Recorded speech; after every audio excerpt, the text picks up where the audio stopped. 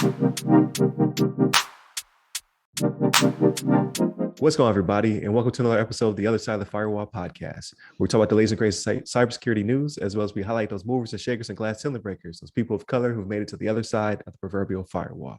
My name is Ryan Williams, and as always, I'm joined by Shannon What's up? What's up? and LeVon Maynard. Welcome to the show. What is going on? Thank you for tuning in. This hopefully should be Tuesday's episode if I put them in the right order. Continue to tune in Monday through Friday. So Monday and Tuesday are our topics. Wednesdays our discussion. Thursdays the Ask Us SP episode, and then Fridays we talk about everything else except from cyber. So movies, media, all that good stuff. So continue to like, share, subscribe, all that good things. And without further ado, I give it to Shannon. All right. So this article is from bleepingcomputer.com. It's by Bill Toulis. I hope I'm saying your name right there, Bill. Bill Toulis. That's Interpol arrests over 1,000 suspects linked to cyber crime. Okay. So Interpol, when I first saw this, I was like, man, I thought that was just in movies. Like, I didn't think that was a real organization. Right? You only see it in movies. It's like it's kind of like NATO. What do they really do, right? Right. I digress. But so what happened here was Interpol coordinated the arrest of 1,003 individuals linked to various cyber crimes. That was romance scams, investments frauds, online money laundering, illegal online gambling. And the name of this operation was Operation, I hope I'm saying this right, HAEICHI, HAEICHI. I think so. That's yeah. I think you got it. HAEICHI-II, okay, which took place in 20 countries between June and September of 2021, right? So I'm like, oh man, that's a big effort, right? 20 countries. So it was Angola, Brunei, Cambodia, Colombia, China, which kind of surprised me actually. India, Indonesia, Ireland, Japan, Korea, Republic of Korea, so South Korea, Laos, Malaysia, Maldives, Philippines, Romania, Singapore, Slovenia, Spain, Thailand, and Vietnam. So with all of those countries participating, they had this joint operation, and what they did was they actually intercepted almost $27 million in ill-gotten gains and froze 2,350 banking accounts that were linked to different crimes. Right. One of the big ones they had here, like this was I don't know. This is why you should train your personnel better, right? So one of the big examples they had for HAEICHI-II was it was a Colombian textile company that was tricked by business email compromise actors, right? So this is people that pretend like they're legitimate, whether it be vendors that you do dealings with or somebody that you've dealt with, whether it be a lawyer or something like that, legal firm, law firm.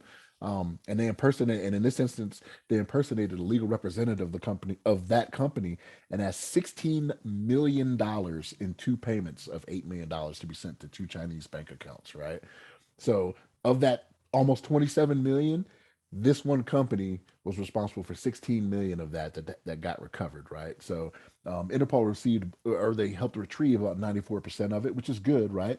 Because the company was going to go under. But this is why you should train your people, though, right? So like whoever is looking at this email, whoever is taking this call, they need to be better trained to deal with these type of things. Because it's not the first time this has happened, right? Like we've done stories on this before where someone has reached out to a company pretending that there's somebody they're not, to get some funds transferred or whatever it may be, whether it be over the phone or through email. So this is a good thing. This is a good effort they had.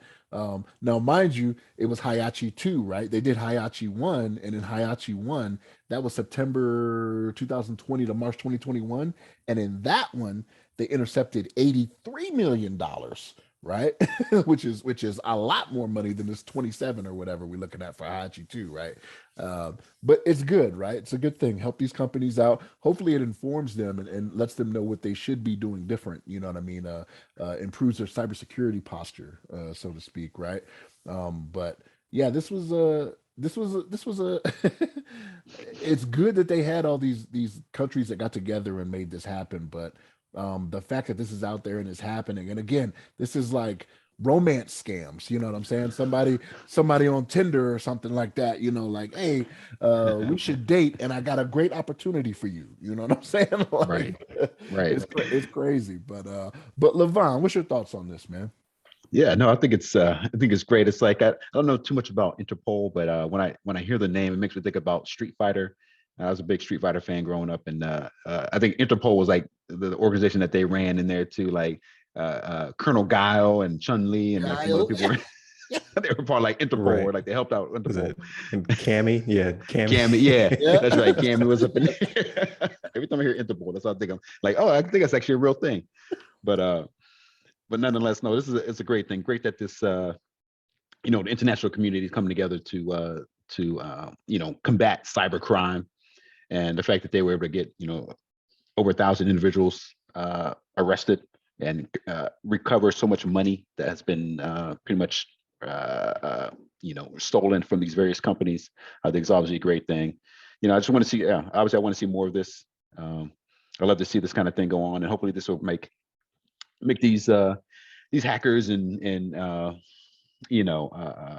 criminals pretty much second guess whether they want to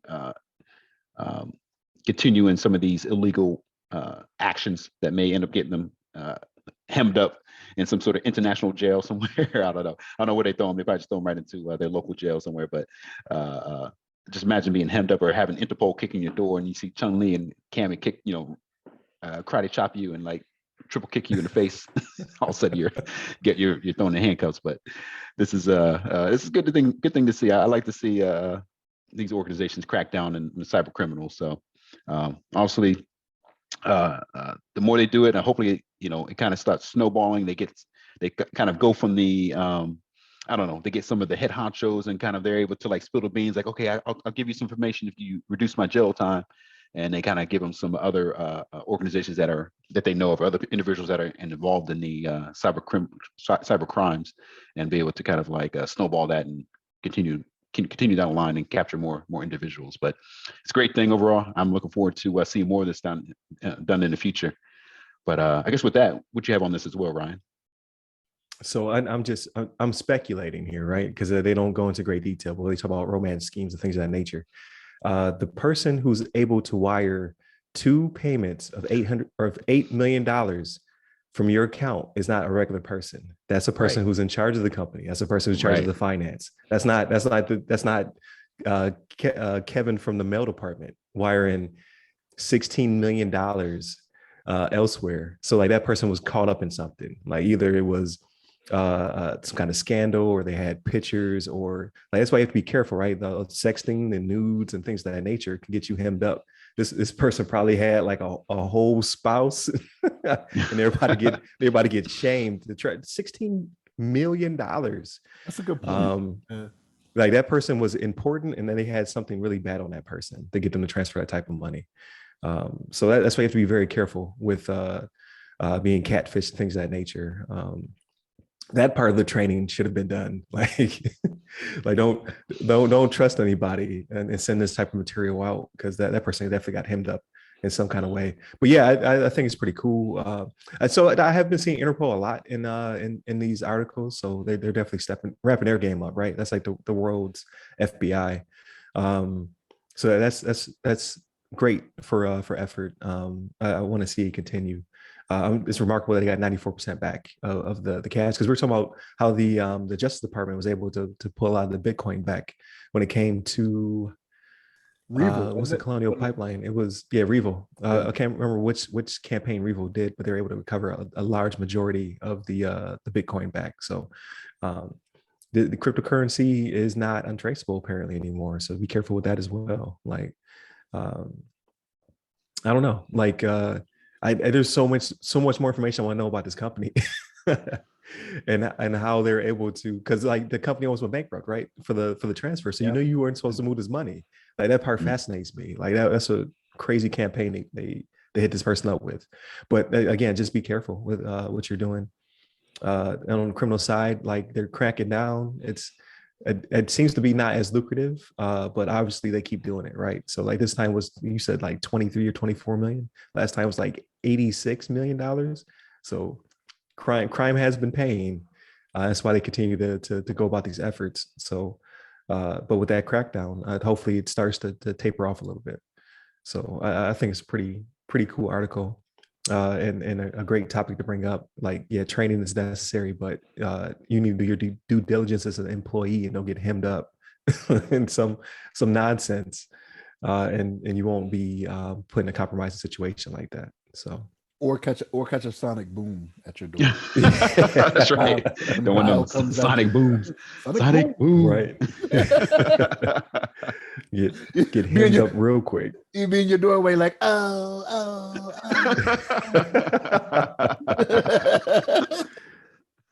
That's hilarious. That's perfect.